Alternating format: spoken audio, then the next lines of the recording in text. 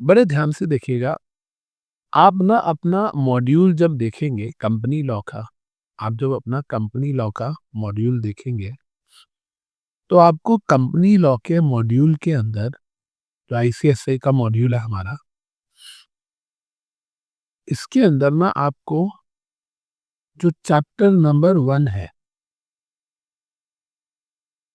Introduction to company law, जो module के हिसाब से दिया हुआ है, इसके अंदर आपको कैरेक्टरिस्टिक्स ऑफ कंपनी दिए गए हैं। कैरेक्टरिस्टिक्स ऑफ कंपनी एंड साथ में ही आपको दिया गया है एक कॉन्सेप्ट जिसका नाम है लिफ्टिंग ऑफ कॉर्पोरेट वेल्थ। हमने पढ़ा भी था ये। लिफ्टिंग ऑफ कॉर्पोरेट वेल्थ के अंदर एक हेडिंग है जुडिशियल प्रेसिडेंट्स या जुडिशियल प्रोनाउंसमेंट्स, जो कहना कह लो। उन हेडिंग के अंदर एक टॉपिक आता है, अभी अभी मैं 5 मिनट बाद आऊंगा इस पे। एक आता है avoidance of taxation, avoidance of tax. और उस अवॉइडेंस ऑफ टैक्स के अंदर एक आता है वोडाफोन का केस। अगर आप अपने मॉड्यूल में देखेंगे तो वोडाफोन का केस कौन से पेज पे दिया हुआ है वो देखेंगे आप एक बार मॉड्यूल में। हम यहाँ से फिर हम इसको समझते हुए चलेंगे। हम यहाँ से इसको समझते हुए चलेंगे, ठीक है। हम पहले इसको डिस्कस करेंगे, फिर ये चीजें अपने आप समझ आ जाएंगी। तो सब लोगों को मॉड्यूल में वोडाफोन वाला केस मिल गया, ठीक है। जो वहां लिखा है ना वो बहुत कम है, बहुत छोटा है, इनकम्प्लीट है। उसके पीछे की पूरी कहानी है, जो कहानी मेरे को लग गए 7 एक घंटे लग गए वो पूरी की पूरी कहानी निकालने में, ठीक है। और रात को यही काम कर रहा था। ये केस आपके कोर्स में अभी डाला गया है, लेकिन ये बड़ी पुरानी चीजें हैं। पुरानी मतलब बहुत ज्यादा पुरानी नहीं है, तकरीबन ये बातें कुछ 2012, 2005, 2021 इतने सालों की बात है। 2005, 2012, 2021, 2007। पूरी कहानी समझिएगा ध्यान से, ठीक है। एक ना कंपनी थी जिसका नाम था हचिसन टेलीकॉम होल्डिंग्स। अभी लिखना नहीं है, साथ साथ सिर्फ सुनिएगा। ये हांगकांग की कंपनी थी। नाम क्या था कंपनी का? हचिसन टेलीकॉम होल्डिंग्स, ठीक है। सबको समझ आएगा नहीं, आपकी फर्स्ट क्लास है, कोई दिक्कत नहीं है, सुनना। हचिसन टेलीकॉम होल्डिंग्स नाम की एक हांगकांग की कंपनी थी। अब ये जो कंपनी थी हांगकांग की, इसने 100% शेयर्स खरीद रखे थे एक कंपनी के जिसका नाम था CGP investment holding limited. CGP investment holding limited, ये कहाँ की कंपनी थी? ये थी केमैन आइलैंड्स की कंपनी। आपको अगर पता हो तो केमैन आइलैंड जो है, जितने भी बच्चे लेट आ रहे हैं प्लीज रिवाइंड करके देखेंगे। अगर आपको पता हो तो जो केमैन आइलैंड है वो एक टैक्स हेवन कंट्री मानी जाती है। केमैन आइलैंड्स हो गया, बरमूडा ट्रायंगल हो गया, ये वो चीजें हैं, ये वो जगह है जहां पर टैक्स नहीं लगता, जहां पर इनकम टैक्स जीरो होता है। बहुत सारी इंडिया की कंपनीज भी ऐसी कर रही है कि अपनी होल्डिंग अपनी वहां बनाती हैं और सब्सिडरी कंपनी या ब्रांचेस यहाँ की सारा प्रॉफिट वहां देती हैं और वहां टैक्स लगता नहीं है। तो हचिसन टेलीकॉम होल्डिंग्स हांगकांग की कंपनी, वो एक केमैन आइलैंड्स में कंपनी बनाती है अपनी होली ओन्ड सब्सिडरी, जिसके सारे शेयर्स इन्हीं के पास है।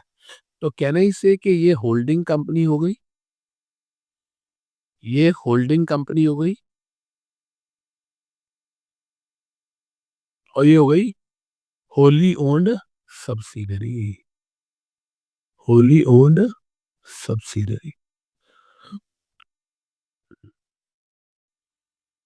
अब ये जो होली ओन्ड सब्सिडरी कंपनी है जो कि केमैन आइलैंड्स के अंदर है, इसने क्या किया हुआ है, 67% शेयर्स ले रखे हैं हच एसआर लिमिटेड के। हच एसआर लिमिटेड जो इंडिया में है। इसका मतलब क्या हो गया जनाब? इसका मतलब हो गया कि ये हो गई होल्डिंग कंपनी और ये हो गई सब्सिडियरी कंपनी। होली ओन तो नहीं, क्योंकि सारे शेयर्स तो होल्ड नहीं किए हुए, 67% शेयर्स होल्ड किए हुए हैं, इसका मतलब आधे से ज्यादा शेयर्स होल्ड किए हुए हैं, तो ये होल्डिंग होगी और वो सब्सिडरी, मतलब सीजीपी हचिसन की होली ओन सब्सिडरी है और हज की होल्डिंग कंपनी है। सही कह रहा हूँ मैं? ये वाली कंपनी इसकी होली ओन सब्सिडरी है और इसकी होल्डिंग है। ठीक है, अगर आप में से किसी को पता हो तो आज जिस कंपनी को आप वी के नाम से जानते हो, आज अगर हम बात करें तो आप जिस कंपनी को वी के नाम से जानते हो, ये वोडाफोन प्लस आइडिया को मर्ज करके बनी थी। ये वोडाफोन प्लस आइडिया को मर्ज करके बनी थी।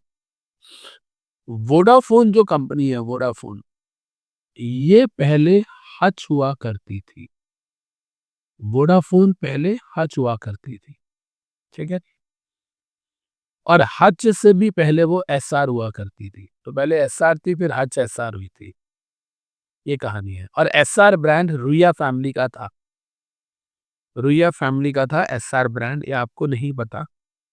Ruia family is one of the richest families in India. जैसे अंबानीज है, अडानीज है, रुइया फैमिली, जैसे गोदरेज है, टाटा है, ऐसे रुइया फैमिली खानदानी रईस है। लेकिन आप लोग इसको जानते नहीं हो क्योंकि ये लाइमलाइट में नहीं रहते। एसआर स्टील से लेके इनके बड़े बड़े बिजनेसेस रहे हैं। और Ruia family one of the richest family. इनका रजवाड़ों वाला पूरा आउटलुक रहा है। मतलब ऐसे तो ये वो थे, क्या नाम है आपके, पारसी, लेकिन they were like one of the richest in India. They are still one of the richest in. पर क्योंकि ये लाइमलाइट से दूर रहते हैं तो इसलिए लोग इनको जानते नहीं। तो पहले वो सिम का नाम था, जो जो नेटवर्क आता था, नेटवर्क सर्विस प्रोवाइडर, वो था पहले एसआर। पहले था एसआर, और एसआर के बाद वो हुआ हच, और हच के बाद हुआ वोडाफोन। आप में से कितने लोगों को शायद बचपन में कोई एडवर्टीजमेंट याद हो कि एक कुत्ता होता था, एक डॉग होता था, मुझे नहीं पता कौन सी ब्रीड का होता था, वो हच की एड में आया करता था। हाँ, वो बच्चा क्या कहता, बच्चे कहते हैं उसे पग बोलते हैं, चलो जो भी बोलते हैं। वो पग जो है, अगर आपको याद हो, तो वो हज की एड में आता था।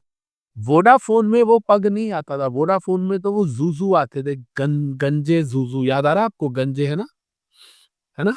जूजू आते थे व्हाइट कलर के, कार्टून टाइप, याद आ गया आपको?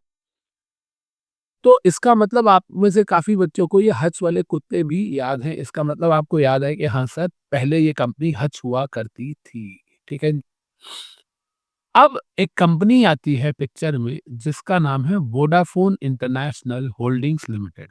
वोडाफोन इंटरनेशनल होल्डिंग्स लिमिटेड, ये कंपनी थी नीदरलैंड की। नीदरलैंड की कंपनी थी, ठीक है नहीं? नीदरलैंड की स्पेलिंग मैंने सही लिखी है, चेक करना एक बार।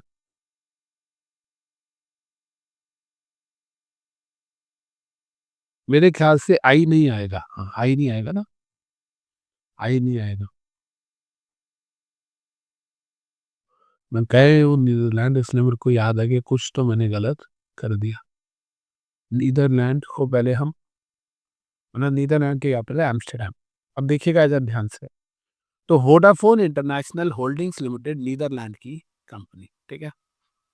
अब ये जो सीजीपी इंडिया थी, इन्वेस्टमेंट थी, नीदरलैंड्स, हाँ, एस भी आएगा। बहुत साल हो गए हुए भाई, याद ही नहीं है। अब आप देखो, ये जो सीजीबी इन्वेस्टमेंट होल्डिंग लिमिटेड है, जो केमैन आइलैंड्स वाली है, ये वोडाफोन इंटरनेशनल को बिजनेस बेचना चाहती थी हच एसआर का। ठीक है नहीं? वोडाफोन इंटरेस्टेड था कि वो हच एसआर को एक्वायर करे। ठीक है,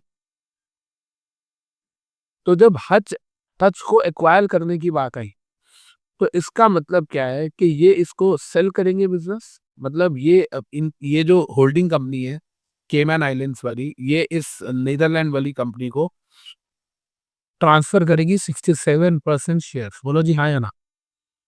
ट्रांसफर करेंगे 67% shares in HSR Limited, right?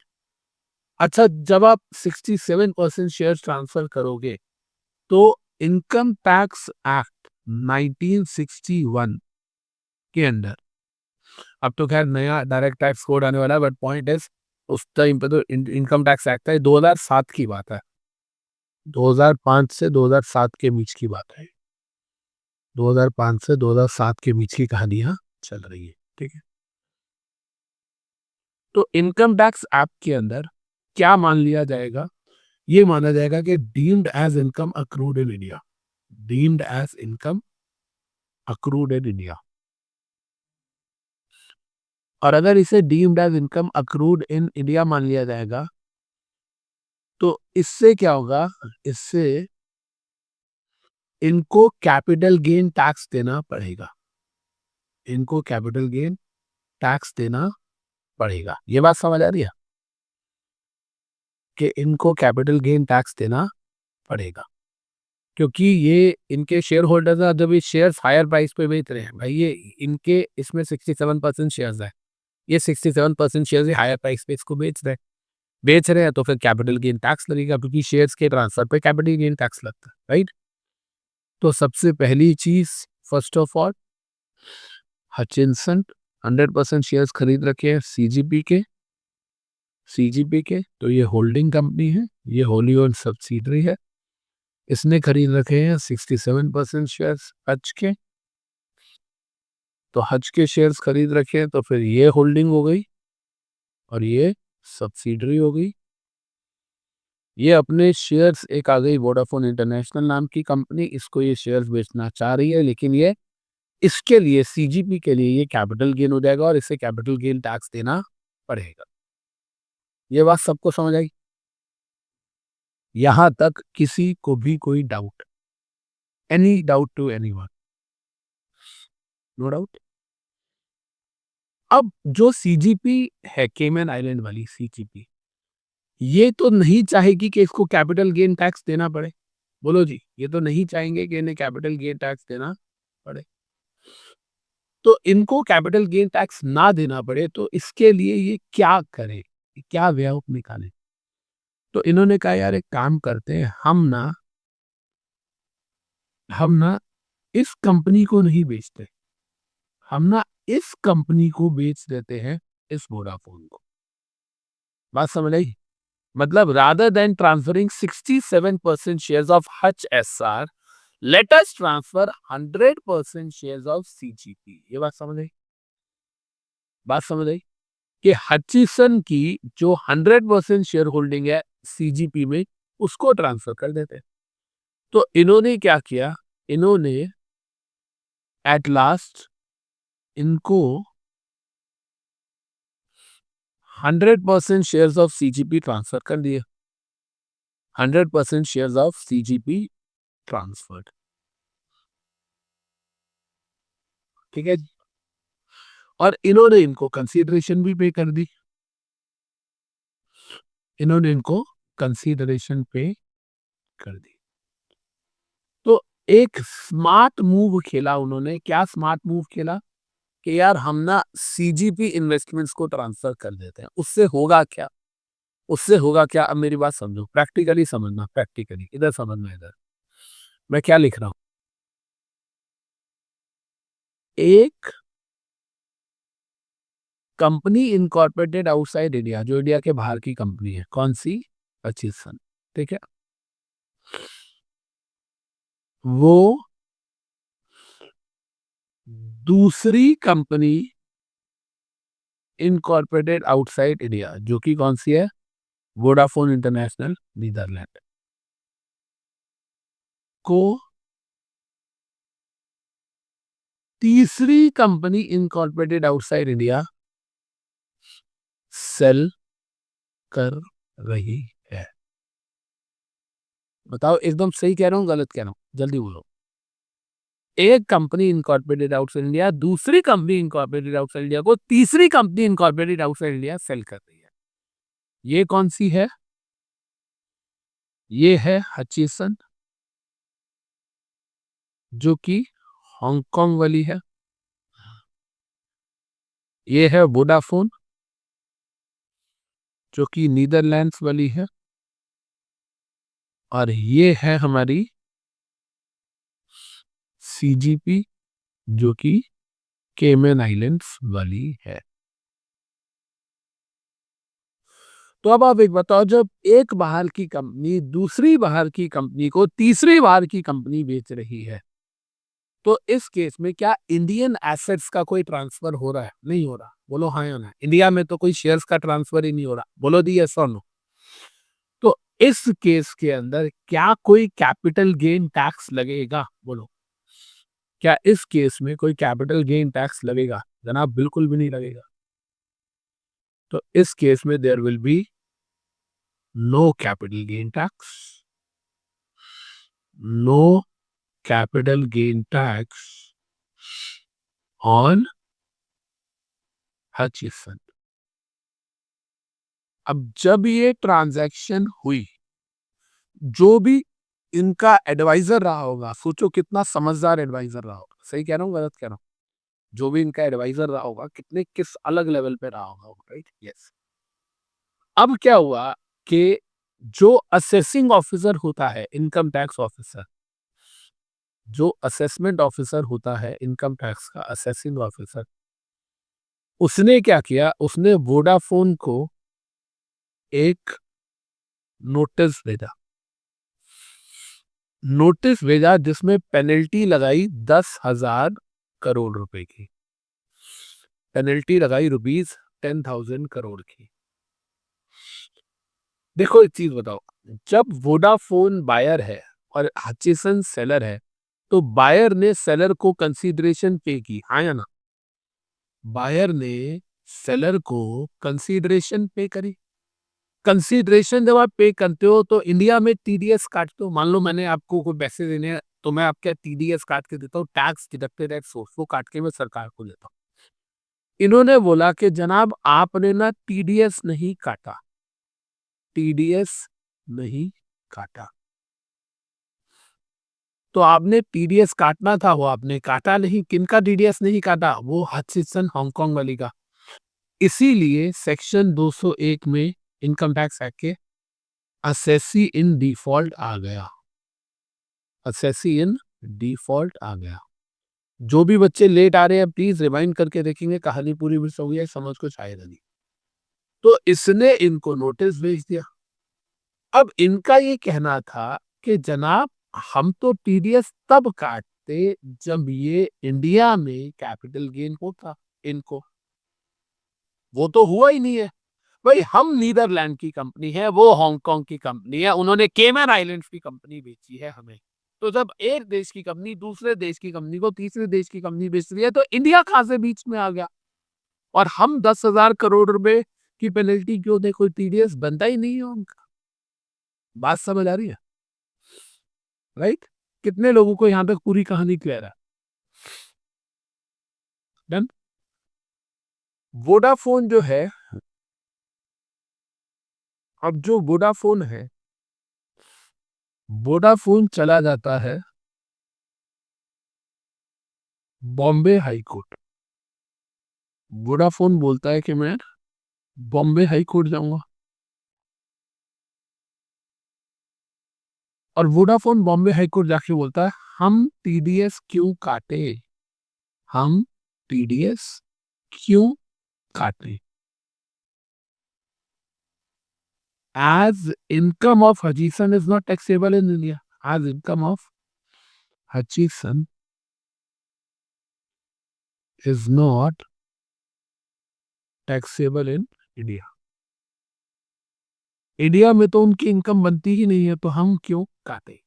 हम तो नहीं काटेंगे, हम लोग काटना बनता ही नहीं था, और इन्होंने पेनल्टी खानों का लगाई है। बॉम्बे हाई कोर्ट जो बोलता है, बॉम्बे हाई कोर्ट जो बोलता है, बॉम्बे हाई कोर्ट क्या करता है? बॉम्बे हाई कोर्ट वोडाफोन के अगेंस्ट जजमेंट दे देता है, और एओ के फेवर में जजमेंट दे देता है। एओ के फेवर में क्या जजमेंट देता है Bombay high court? Bombay high court बोलता है कि देखो जनाब, इनडायरेक्टली तो इंडियन कंपनी ही बिकी है ना, इनडायरेक्टली तो इंडियन कंपनी ही बिकी है।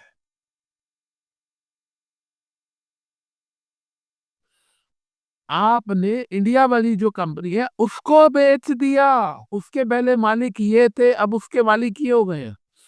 तो आपने तो इंडियन कंपनी बेच दी। कह रहा जी आप बताओ, क्या ये जो इंडियन कंपनी थी, क्या इसकी मैनेजमेंट, क्या इसका कंट्रोल, क्या इसकी एसेट्स, सारी चीजें न्यू ओनर के हैंड में चली गई, हाँ या ना? और अगर ये सारी चीजें न्यू ओनर के हैंड में चली गई हैं, तो इसका मतलब ट्रांसफर तो इंडियन बिजनेस का हुआ है, और अगर हुआ है तो टैक्स तो इंडिया में देना पड़ेगा। ये बात सबको समझ आएगी? ये बात सबको समझ आएगी, राइट? अब यहां तक हो गया ना हमारा पॉइंट नंबर 15, ये हो गया पॉइंट नंबर 16, और ये हो गया पॉइंट नंबर 17।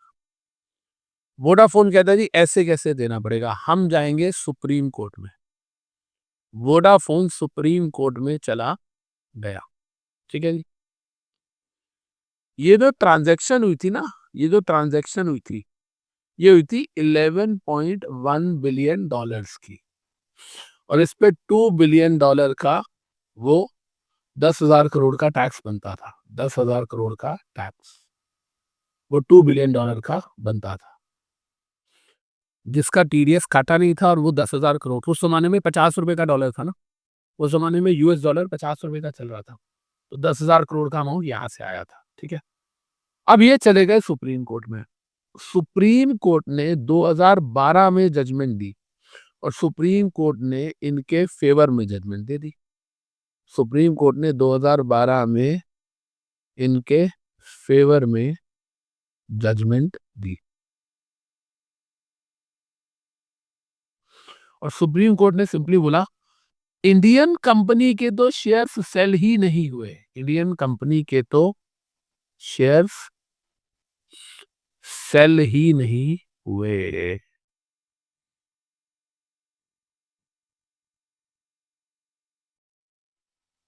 देखो ना, आप डीम्ड इनकम तो तब मानते सेक्शन 9 में, सेक्शन 9 के अंदर जब ये सेल हुए होते। बोलो जी हाँ या ना? आप सेक्शन 9 के अंदर तो तब मानते जब ये सेल हुए होते इंडियन कंपनी के शेयर्स। ऐसा तो कुछ हुआ ही नहीं है। तो जब इंडियन कंपनी के शेयर सेल ही नहीं हुए, तो आप कैसे इसको इंडिया में नहीं जनाब? बिजनेस तो इंडिया का रखते थे, उससे क्या फर्क पड़ता है? आपकी जो सेक्शन 9 की डेफिनेशन है जनाब, उस सेक्शन 9 की डेफिनेशन में ये ट्रांजैक्शन कवर नहीं हो रही है। ए लिमिटेड, बी लिमिटेड को सी लिमिटेड बेच रहे, तीनों बाहर की कंपनी था, इंडिया को क्या लेना देना? सुप्रीम कोर्ट ने मना कर दिया। सुप्रीम कोर्ट ने मना कर दिया, 2012 की बात है ये। अब इसके बाद सरकार को लगी मिर्ची। हमारे देश की सरकार को मिर्ची लगनी तो जायज है, बोलो हाँ या ना? मिर्ची तो लगेगी सरकार को, ठीक है जी। अच्छा, इन बिटवीन क्या हुआ? वोडाफोन आइडिया का मर्जर हो गया। इन बिटवीन वोडाफोन आइडिया का मर्जर हो गया, है ना। मर्जर 2016 में हुआ, आपको पता है, जब वो क्या नाम है, बीच में वो आया आपका, जब अभी आते हैं, हाँ, 10,000 करोड़ बहुत बड़ा अमाउंट है। अब क्या हुआ? 2012 28 मई, 2012 28 मई को प्रणब मुखर्जी साहब आते हैं। उस टाइम पर हमारे फाइनेंस मिनिस्टर प्रणब मुखर्जी थे। उस टाइम पर हमारे फाइनेंस मिनिस्टर थे ये, ठीक है। ये आते और ये बोलते हैं कि मैं इनकम टैक्स एक्ट में कुछ अमेंडमेंट्स कर रहा हूँ। क्या बोलते हैं? कि मैं इनकम टैक्स एक्ट में कुछ बदलाव कर रहा हूं। तो इनकम टैक्स एक्ट में इन्होंने कुछ अमेंडमेंट्स करी। अब वो अमेंडमेंट्स कौन कौन सी करी? उन अमेंडमेंट्स में सेक्शन 2 क्लॉज 14 में कैपिटल एसेट्स की डेफिनेशन को बदला। सेक्शन 2 क्लॉज 47 में ट्रांसफर की डेफिनेशन को बदला। एंड सेक्शन 9 में income deemed to be accrued or arrived in India, income deemed to be accrued और arised in India। या अराइज्ड इन इंडिया, जो लिखना लिख लो। इन 3 डेफिनेशंस को इन्होंने बदल दिया। इन 3 डेफिनेशंस को इन्होंने बदल दिया। क्यों बदल दिया? ताकि ऐसे केसेस को भी लाया जा सके। सुप्रीम कोर्ट जो बोल रहा है वो गलत है। अब सुप्रीम कोर्ट तो जुडिशरी है, इंडिपेंडेंट है, उसने तो जो जजमेंट देनी है एज पर लॉ देनी है। इन्होंने क्या किया, सुप्रीम कोर्ट की जजमेंट आने के बाद तिल मिला गए। इन्होंने इनकम टैक्स अमेंडमेंट ला दी एंड ये अमेंडमेंट में तीनों चीजें चेंज कर दी। एंड ये क्या बोला, बोले हम इसको रेट्रोस्पेक्टिवली अप्लाई करेंगे। ये 2012 में आई थी, 2012 में बोले हम इसको रेट्रोस्पेक्टिवली अप्लाई करेंगे। रेट्रोस्पेक्टिवली।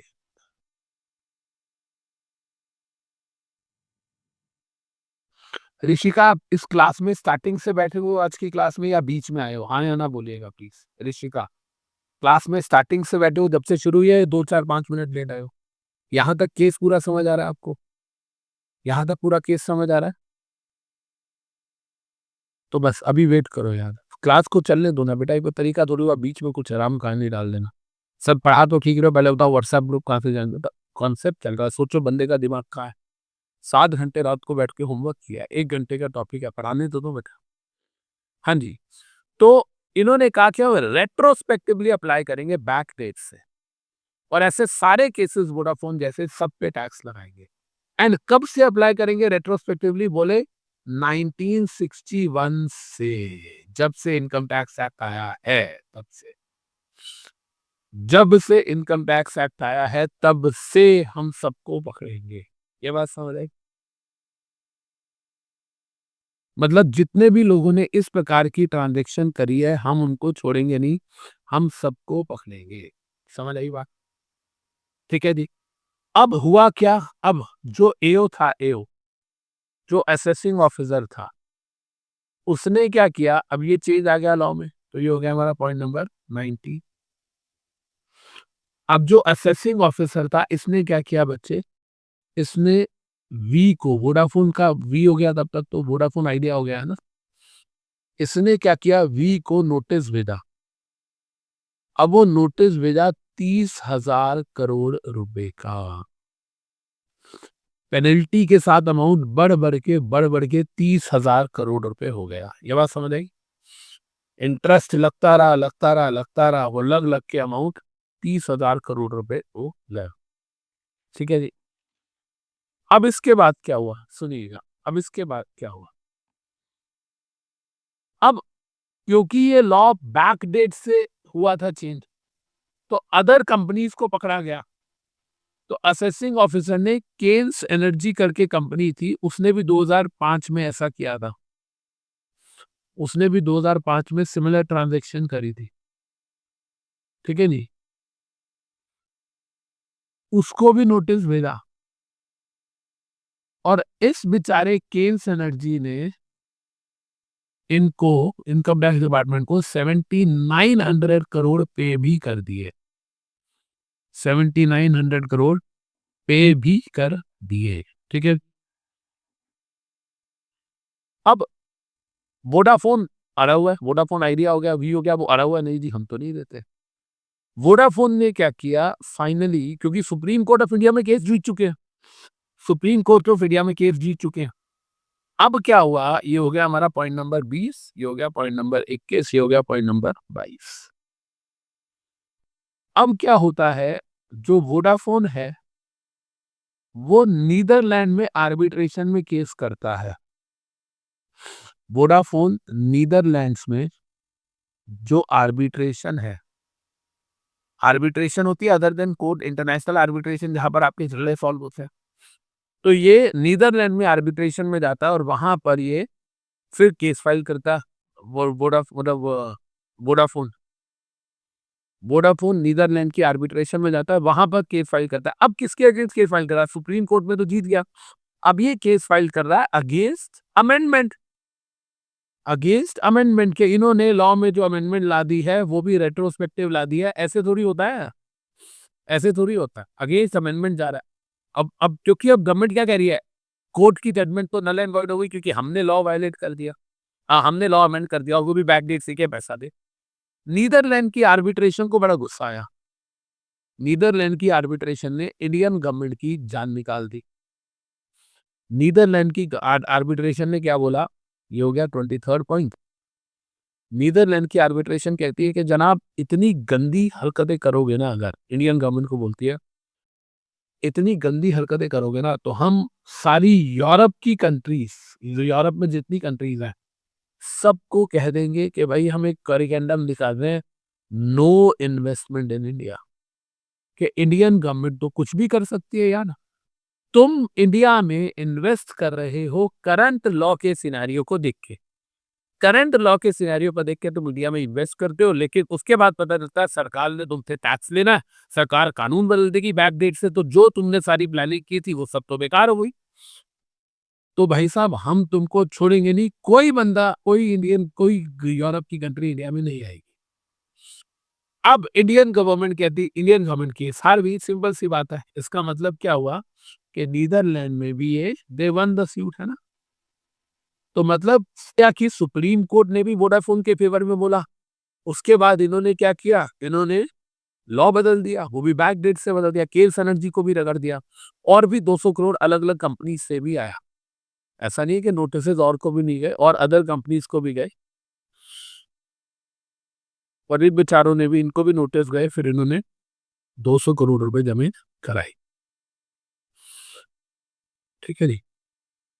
तो अब इंडियन गवर्नमेंट कहती है कि हम जाएंगे सिंगापुर आर्बिट्रल ट्राइब्यूनल में। आपको पता है सिंगापुर आर्बिट्रल ट्राइब्यूनल बहुत बड़ी आर्बिट्रल ट्राइब्यूनल है। मैं भी कई केसेस में वहां गया हूँ। मुझे सिंगापुर अभी फिर जाना है, 1-1.5-2 महीने में मेरा एक चक्कर लगेगा, सिंगापुर आर्बिट्रल ट्राइब्यूनल ही जाना है मुझे। 3 दिन का काम है साथ में, तो मेरे को सिंगापुर आर्बिट्रल ट्राइब्यूनल एक बार दोबारा जाना है। तो इंडियन गवर्नमेंट वॉज प्लानिंग कि हम सिंगापुर आर्बिट्रल ट्राइब्यूनल में केस फाइल करें। ये प्लान चल रहा था, प्लान, ठीक है, ये प्लान चल रहा था। लेकिन ये प्लान जो है ये एग्जीक्यूट हुआ ही नहीं, इंडियन गवर्नमेंट गई ही नहीं। इससे पहले ही क्या हो गया, इससे पहले ही निर्मला ताई आ गई 2021 में। निर्मला ताई आ गई, निर्मला सीतारमण जी, है ना। Nirmala Sitharaman new finance minister थी हमारी, वह है तो ये काफी टाइम से। इन्होंने 2021 में क्या किया, इन्होंने एक बिल प्रेजेंट किया, इन्होंने एक बिल प्रेजेंट किया, और इस बिल में बोल दिया कि भाई हम सेक्शन 9 को अमेंड कर रहे हैं विद प्रोस्पेक्टिव इफेक्ट। ये बात तो जायज है, बोलो हाँ या ना, कि अब हम इस चीज का बेनिफिट फ्यूचर में किसी को नहीं देने देंगे। ठीक है, कोई दिक्कत नहीं है, कर दो प्रोस्पेक्टिव इफेक्ट से। लेकिन वो बेचारे जिनके साथ तुमने गरीब मार करी है उनका क्या होगा, जिनके साथ तुमने गरीब मार कर दिया उनका क्या होगा, है ना। बोले वो 8100 करोड़ जो हमारे पास आया है ना, 8100 करोड़ रुपया जो हमारे पास आया है, वो हम रिफंड कर देंगे। 8100 करोड़ रुपया हम रिफंड कर देंगे, लेकिन हमारी कुछ शर्तें हैं। पहली बात तो हम उस पर कोई ब्याज नहीं देंगे। जनरली सरकार क्या करती है, ब्याज देती है, जब पेमेंट लेट आती है तो सरकार 6% साल का ब्याज देते हैं। बोले हम ब्याज नहीं देंगे। वो 200 करोड़ जिनसे लिया, केस का 7900 करोड़ लिया, वो वापस है। वोडाफोन ने तो जमा ही नहीं कराया था। प्लस तुम हमारे अगेंस्ट कोर्ट में नहीं जा रहे, और तुम हमारे अगेंस्ट किसी आर्बिट्रेशन में, वो भी केस के केसेस चल रहे हैं, क्योंकि केस ने भी पैसा तो दे दिया लेकिन केस फाइल किया। तुम अपने सारे केसेस हर जगह से विड्रॉ करो, हम प्रॉमिस कर दें कि हम आपको पैसा रिफंड कर देंगे, थोड़ा सा टाइम जरूर लगेगा, हम आपको रिफंड कर देंगे, लेकिन हम ब्याज वापस दे देंगे, सिर्फ जो तुमने टैक्स का अमाउंट जमा कराया वही वापस देंगे। और ये जब प्रोस्पेक्टिव इफेक्ट आया, तो ये प्रोस्पेक्टिव इफेक्ट कब से आया, 28 मई 2012 से आया। एंड फाइनली वोडाफोन केस जीत गई, एंड वोडाफोन को इस ट्रांजैक्शन पे कोई नहीं देना। पूरी की पूरी कहानी अच्छे से समझ आई, बोलो जी। Yes sir. नहीं नहीं, ये 28 मई 2012 से 2021 में ये लाए, 2021 में बिल लाए, बट इसको इन्होंने बोला प्रोस्पेक्टिव इफेक्ट से करेंगे। प्रोस्पेक्टिव इफेक्ट मतलब जब वो ओरिजिनल बिल वो वाला आया था, जो प्रणब मुखर्जी के सामने है, जो प्रणब मुखर्जी था, या अब इसको ऐसे समझ लो कि हम इसको रेट्रोस्पेक्टिव इफेक्ट से लाएंगे, लेकिन वो रेट्रोस्पेक्टिव इफेक्ट तब होगा जब जब प्रणब मुखर्जी सामने आए थे। अब ऐसे बोल दो, समझ गए मेरी बात? तो उसके बाद किसी को इसकी एडवांटेज नहीं मिलेगी, लेकिन अगर उससे पहले की मिली है तो कोई दिक्कत वाली बात नहीं है। ठीक है जी? केमन वाली कंपनी पुरानी है, हचिसन वाली भी पुरानी है। तो अब अगर आप इस पूरी स्टोरी को देखोगे तो you will get to know कि किस तरीके से उन्होंने कोशिश करी कि हमें टैक्स ना देना पड़े। देखो, अगर तो ये सीजीपी जो है, अगर सीजीपी ये 67% शेयर्स बेचती फिर तो टैक्स लगना ही लगना था। बोलो हाँ या ना? यस और नो? हचिसन ने सीजीपी को ही बेच दिया। हम ना कई बार क्या करते हैं, मैं आपको बताता हूँ। समझदार लोग ना लॉ का बेनिफिट हो जाता है अलग लेवल पे, बहुत समझदार लोग। मैं आपको बताता हूँ, मेरा एक दोस्त है, उसने क्या किया, उसने एक प्रॉपर्टी बनाई। वो प्रॉपर्टी जो थी उसकी थी तकरीबन 1000 करोड़ की प्रॉपर्टी थी। उसने घर बनाया 1000 करोड़ का। समझ रहे हो मेरी बात? 1000 गज है, मतलब 1000 करोड़ कह रहा हूँ, सॉरी, 1000 गज का। 1000 गज का उसने घर बनाया, जिसकी कॉस्ट तकरीबन 20 एक करोड़ रुपए आई। ठीक है? मेरे दोस्त ने एक घर बनाया जिसकी कॉस्ट 20 करोड़ रुपए के आसपास। अब वो जो घर उसने बनाया जिसकी कॉस्ट 20 करोड़ रुपए थी, वो जब बना रहा था घर, तो ही वाज लाइक, यार अमित, ये घर ना कल को जब मैं बेचूंगा तो वाइड में पैसे हैं, सारे वाइड में लूंगा पैसे। तो 20 करोड़ रुपए का घर है, कल को मैं इसको प्रॉफिट में 31 करोड़ का भी बेचूंगा ना, तो जो बायर होगा ना उसे 8% की स्टैंप ड्यूटी, यानी कि 30 करोड़ पे 8%, 2 करोड़ 40 लाख रुपए सरकार को देने पड़ेंगे। बात तो ठीक है, बोलो हाँ या ना? 20 करोड़ की मैं बना रहा हूँ, कल को 30 करोड़ की बेचता हूँ, तो बायर को 30 करोड़ का 8%, 2 करोड़ 40 लाख सरकार को देना पड़ेगा और बायर की जान निकलेगी देने में। और ये एक बहुत बड़ा रीजन बन जाएगा कि कोई प्रॉपर्टी खरीदने को तैयार नहीं है और मेरी प्रॉपर्टी इलिक्विडेट हो जाएगी, मतलब लिक्विड एसेट नहीं रहेगी ये। बोलो हाँ या ना? तो कहता है यार बड़ी दिक्कत हो जाएगी। तो कहता है यार हमें सॉल्यूशन दे। मैंने कहा सॉल्यूशन बड़ा सिंपल सा, एक कंपनी बना और कंपनी के नाम पे ये एसेट वगैरह ले। जो लैंड खरीद रहा है वो कंपनी के नाम पे ले, जो बिल्डिंग दे रहा है वो बिल्डिंग बना रहा है वो सब कंपनी का। हाँ, बात तो ये, तूने पैसा डाल रहा है, तू सारा पैसा, तू अपने पैसा डायरेक्टली ना खर्च करके अपनी कंपनी बना, सारा पैसा कंपनी बना, कंपनी के शेयर्स एक्वायर कर, सारा पैसा कंपनी बना, कंपनी के शेयर्स एक्वायर कर। जब कंपनी के शेयर्स एक्वायर करेगा तो वो जो तेरे कंपनी के शेयर्स होंगे उस पे, क्या नाम है, तू अपना, मतलब समझ गया ना कि डायरेक्टली प्रॉपर्टी खरीदेगा। भाई तेरे अकाउंट से पैसा जाएगा, तेरे अकाउंट से पैसा जाएगा तो प्रॉपर्टी खरीद रहा है, तेरे अकाउंट से पैसा जाएगा घर बन रहा है। तू सिंपली क्या कर, अपने अकाउंट से कंपनी बना, सारा पैसा कंपनी बना, कंपनी का नाम पे एसेट वगैरह ले। बोला ठीक है, इससे क्या होगा? मेरे कहा इससे ये होगा कि कल को जब तू ये प्रॉपर्टी बेचेगा, जब कल को तू ये प्रॉपर्टी बेचेगा तो प्रॉपर्टी ट्रांसफर मत करियो। जिस कंपनी के नाम पे प्रॉपर्टी है वो कंपनी ट्रांसफर करियो। समझ आ रही है बात? कंपनी के शेयर ट्रांसफर कर दियो, कंपनी के शेयर ट्रांसफर कर दियो। बात समझ आई? तो 30 करोड़ रुपए की कंपनी मत बेचियो, वो लैंड मत बेचियो। क्या बेचियो? कि 20 करोड़ के कंपनी के शेयर है, मतलब 20 करोड़ रुपए मैंने कंपनी को दिए थे, कंपनी के शेयर बैठ है। अब ये 20 करोड़ वाले शेयर में कंपनी को देना हो 30 करोड़ रुपए के। इससे क्या होगा? इससे ये होगा जनाब कि तेरे को प्रॉपर्टी पे टैक्स नहीं देना, तेरे को कैपिटल गेन टैक्स किस पे देना है? शेयर्स पे देना है। और बायर को भी क्या करना है? बायर को स्टैंप ड्यूटी किस पे देनी है? ट्रांसफर ऑफ शेयर्स पे। बायर को किस पे देनी है? ट्रांसफर ऑफ शेयर्स पे देनी है। बात समझ आ रही है? और बायर ने 30 करोड़ रुपए की प्रॉपर्टी खरीदी होती तो 8% की स्टैंप ड्यूटी लगती, 2 करोड़ 40 लाख। अब बायर ने 30 करोड़ के शेयर्स खरीदे हैं और 30 करोड़ के शेयर्स पे 25 पैसे की स्टैंप ड्यूटी लगती है, और मतलब 1 रुपए, मतलब 30 करोड़ का 1% कितना हो गया? 30 करोड़ का 1% हो गया 30 लाख। 30 लाख का भी 1/4 कर लो, 7.5 लाख। 7.5 लाख। तो जहां बायर को 2 करोड़ 40 लाख की स्टैंप ड्यूटी देनी थी, वहां उसको 7.5 लाख रुपए की स्टैंप ड्यूटी देनी है। समझ आई बात? अब बताओ, तो इसका मतलब बायर एसेट नहीं खरीद रहा, बायर कंपनी ही खरीद रहा है। बात समझ आई? कितने लोगों को कहानी समझ आ गई कि तू अपनी एसेट बेचेगा तो दिक्कत रहेगी, बायर को स्टैम्प ड्यूटी पे करनी है, और वो गुड़गांव का एरिया था, वहां सारा वाइट था। तो इससे बेटर है कि तू अपनी कंपनी ही ट्रांसफर कर दो, उसमें शेयर्स का ट्रांसफर हो। तो इस तरीके से हम अपने क्लाइंट्स को, दोस्तों को सलाह देते हैं, राइट? खैर एनी हाउ, अब एक बार पहले सारे के सारे पॉइंट्स को देखो। क्लियर है? इन सारे के सारे पॉइंट्स को एक बार आप देखो, जो पॉइंट वाइज कहानी है, देखो यहाँ से पूरी 1 2 3 4 करके पढ़ना है, जो मैंने दिया हुआ है, देखो एक बार।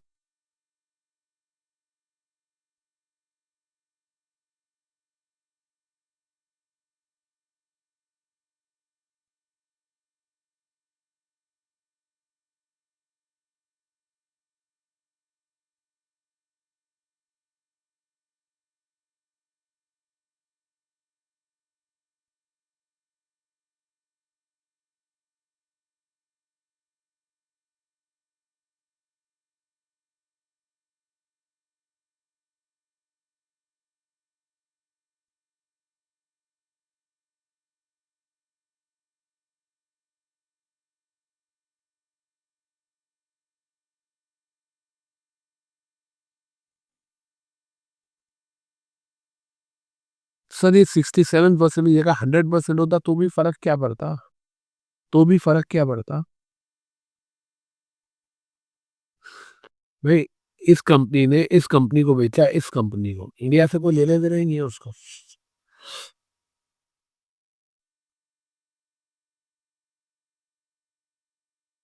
तो यार 15 पॉइंट्स को ध्यान से देखो, समझ आए 15 पॉइंट?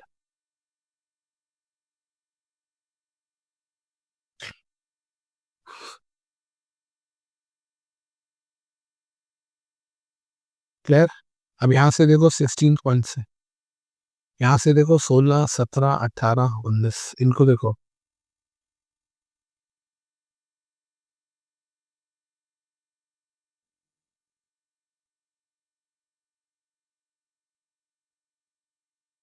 बॉम्बे हाई कोर्ट का कहना था बिकी तो इंडियन कंपनी है।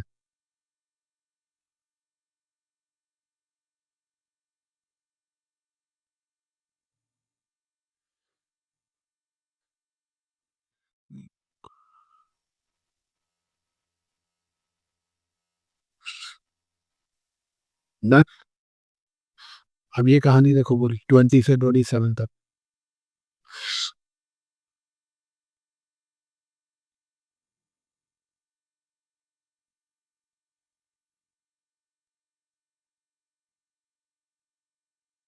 हाँ तो वोडाफोन को कोई टैक्स ही नहीं देना पड़ा, वोडाफोन को कोई टैक्स ही नहीं देना पड़ा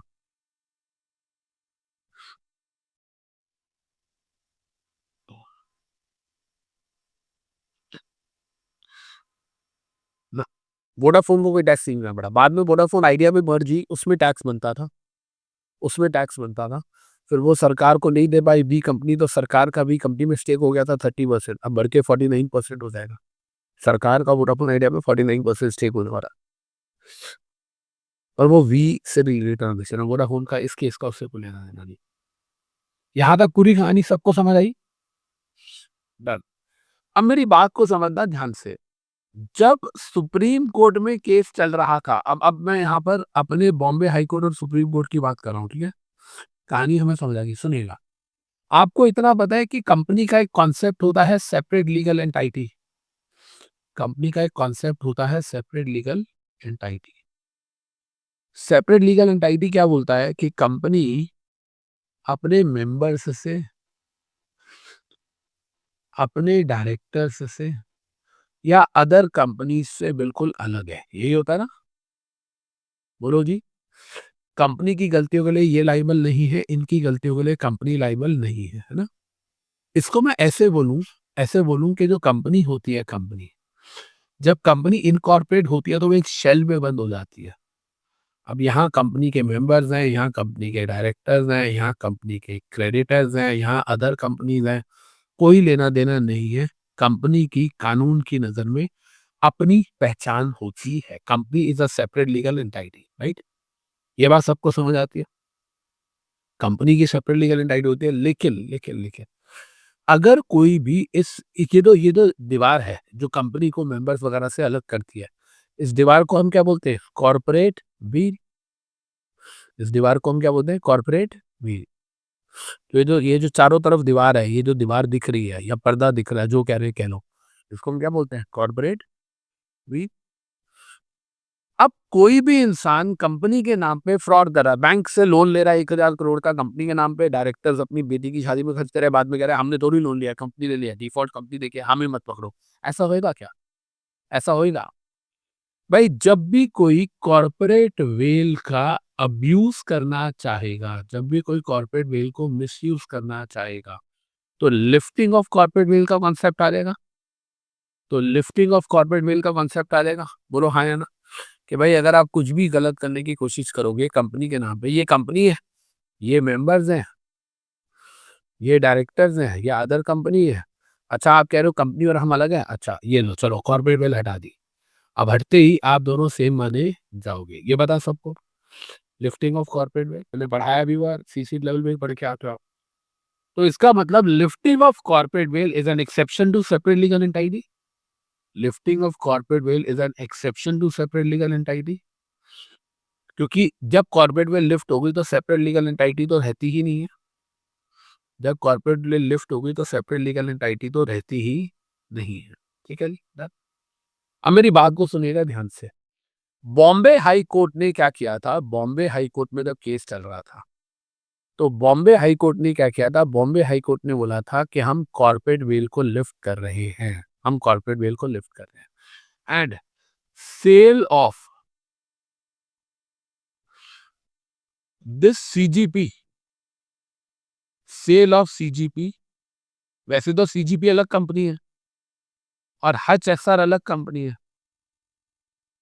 लेकिन हम sale of CGP is equal to sale of Hutch SR मान रहे हैं, हम कॉर्पोरेट वेल को लिफ्ट कर, हम ये मान रहे हैं कि सीजीपी बिकी ही नहीं, हम मान रहे हैं इंडिया वाली कंपनी बिकी, और इंडिया वाली कंपनी बिकी है तो टैक्स तो बनेगा ही बनेगा। ये बात समझ आई? जब ये कह रहे थे ना कि मैनेजमेंट चेंज हो गई, ये सब हो गया, इनडायरेक्टली बिकी तो इंडियन कंपनी है, इसमें ये क्या कर रहे थे, इन दोनों कंपनीज, ये वाली कंपनी और इस कंपनी के बीच में जो कॉर्पोरेट वेल है उसको लिफ्ट कर रहा था बॉम्बे हाई कोर्ट। कितने लोगों को बात समझ आई? बोलो जी, बोलो।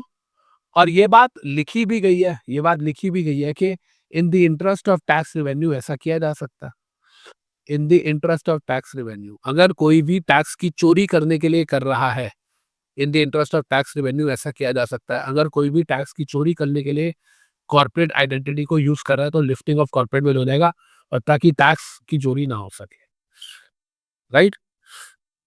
इसमें मैंने आपको दो केसेस भी पढ़ाए थे पहले, एक एक दिनशॉ मैनर्जी पेटेंट वाला और एक मीनाक्षी मिल्स वाला। खैर अभी उसका कोई लेना देना है नहीं यहाँ पे। तो अब आप ये बताओ जरा कि इसका मतलब ये हुआ कि ये वाली कंपनी और ये वाली कंपनी के बीच में जो कॉर्पोरेट वेल है, जो दोनों को अलग करती है, बॉम्बे हाई कोर्ट इस कॉर्पोरेट वेल को ही रिमूव कर रहा है, और बॉम्बे हाई कोर्ट क्या बोल रहा है कि sale of CGP will be deemed as sale of HSR, और क्योंकि ये सेल ऑफ एचएसआर मानी जाएगी, इसलिए क्योंकि इंडियन कंट्रोल वगैरह सब चेंज हो रहा है, इसलिए टैक्स तो देना पड़ेगा। लेकिन वही सुप्रीम कोर्ट क्या बोलता है, वही सुप्रीम कोर्ट क्या बोलता है, सुप्रीम कोर्ट बोलता है जी corporate veil not to be lifted. इस केस में कॉर्पोरेट वेल लिफ्ट होएगी ही नहीं, cause section, because it is not income accrued in India as per section 9, under section 9 of income tax act, कि ना जी ना, कॉर्पोरेट वेल तो lift होएगी ही नहीं होएगी। ये बात समझ आई सबको? सुप्रीम कोर्ट कहता नहीं जी बिल्कुल लिफ्ट नहीं होएगी, आप जबरदस्ती लिफ्ट कर रहे हो, ऐसा नहीं है कि कभी भी बॉम्बे हाई कोर्ट ने गलत किया, बॉम्बे हाई कोर्ट वहां लिफ्ट कर ही नहीं सकती। ठीक है, जजेस की मर्जी होती है कब कॉर्पोरेट वेल लिफ्ट करनी है, लेकिन बॉम्बे हाई कोर्ट गलत है, वो नहीं कर सकती लिफ्ट यहाँ पर। अब आपको समझ आया कैसे वोडाफोन का केस अवॉइडेंस ऑफ टैक्स से और जुडिशियल प्रेसिडेंट यानी कि केस लॉ और लिफ्टिंग ऑफ कॉर्पोरेट वेल्थ से कनेक्ट कर गया, जो कि एक कैरेक्टरिस्टिक। समझ आई बात सबको? पूरी कहानी समझ आई? इसीलिए जब आप देखोगे, आप अपने मॉड्यूल में देखोगे, तो आपको लिफ्टिंग ऑफ कॉर्पोरेट वेल की हेडिंग में दिया गया है, लिफ्टिंग ऑफ कॉर्पोरेट वेल की हेडिंग में दिया होगा जुडिशियल प्रेसिडेंस, उसकी हेडिंग में दिया गया अवॉइडेंस ऑफ टैक्स, और उसके अंदर ये वाला केस दिया होगा। देखो मैं सही कह रहा हूँ? अपने मॉड्यूल में पेज नंबर 90 पे केस है, थोड़ा पीछे जाके हेडिंग देखो। अगर मैं यहाँ पर डालूँ आपको मॉड्यूल आपका दिखाऊँ तो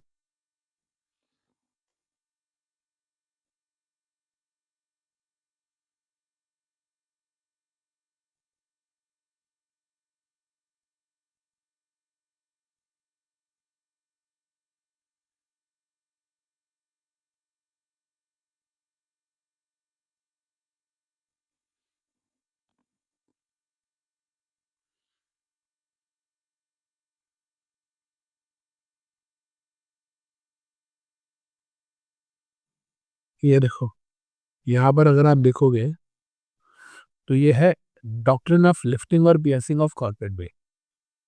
इसके अंदर ये दिए गए हैं जुडिशियल इंटरप्रिटेशंस। इस जुडिशियल इंटरप्रिटेशन के अंदर हेडिंग दी गई है where sole purpose of the company was form to evade tax, tax liability बचाने के लिए।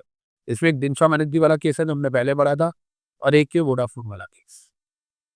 और ये वोडाफोन वाला जो केस है, ये पूरा का पूरा हमने ये पढ़ने के लिए मैंने पूरी कहानी आपको बताई है। अब आप इसको पूरा देख लो बॉक्स को, आप कहोगे सर इसमें तो कुछ भी नहीं दिया हुआ जो आपने बताया, पढ़ के देखो एक बार पूरा, इसको पूरा रीड करो,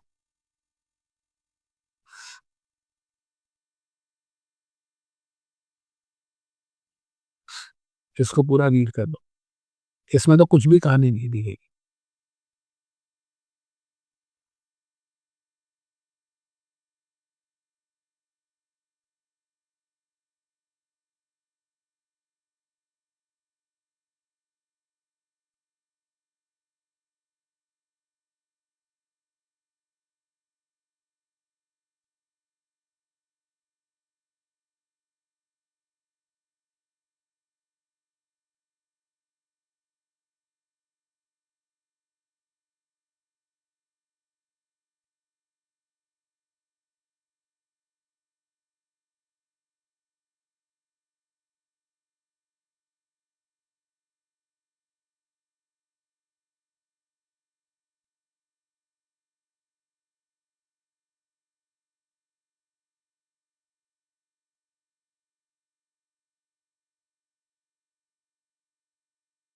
इसमें बच्चा कह रहा है सर ये लास्ट में 6 फैक्टर्स दिए गए, ये क्या देखते हैं?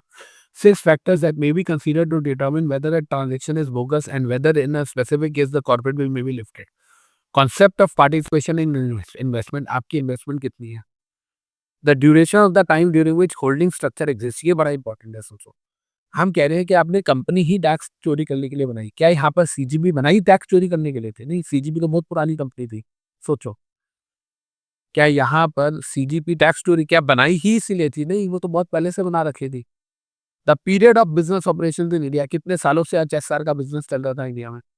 Generation of taxable revenues, India में टैक्सेबल रेवेन्यू कितना है? कितने सालों बाद सीजीपी एग्जिट ले रही है? सीजीपी क्या कर रही है? अपने शेयर बेच रही है एचएसआर की, तो सीजीपी जो है वो एग्जिट ले रही है, एग्जिट ले रही है। Continue business on such exit, इसका मतलब क्या है? अब एक चीज सोचो ना, क्या ये प्रूफ किया जा सकता था कि सर ये बीच वाली कंपनी बनी ही अब है? ऐसा तूफान, भाई वो 1970s की कंपनी चलती हुई आ रही है, पहले से बिजनेस कर रही है, और ये इनका ऐसा तो नहीं है कि इनका 2010 में आफ्टर थॉट आया, ऐसा तो 2005 में आफ्टर थॉट आया, ऐसा तो कुछ भी नहीं। तो कहता है जब कोई नई कंपनी किसी तरीके से आप बनाते हो चीटिंग करने के लिए तो समझ आती है। जैसे मीनाक्षी मिल्स का एक केस हुआ था, मैंने आपको मीनाक्षी मिल्स का केस पास्ट क्लासेस में बता रखा है कि लॉ था अगर turnover more than 1 crore rupees है, more than equal to 1 crore है तो आपको टैक्स लगेगा।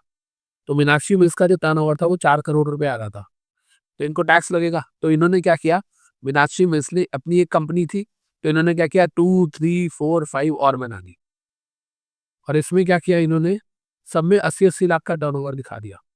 अब ये सारी कंपनीज एक साथ बनी है, ये चारों कंपनीज को एक साथ इनकॉर्पोरेट किया गया। क्यों किया गया?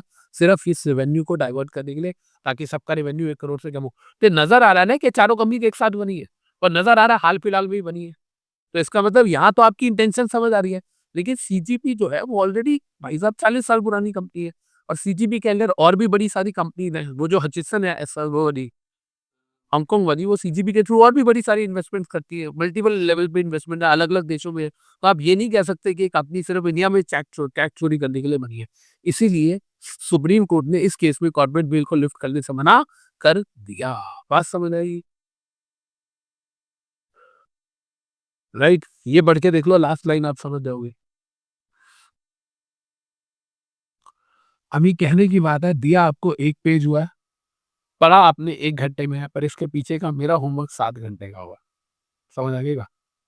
आपने तो 1 घंटे में पढ़ लिया 1 पेज है, पर आई होप कि कहानी सबको अच्छे से समझ आ गई होगी। कहानी सबको अच्छे से समझ आ गई? Yes sir, absolutely. ठीक है जी। बट 33% तो कोई लेना देना ही नहीं है ना गवर्नमेंट को।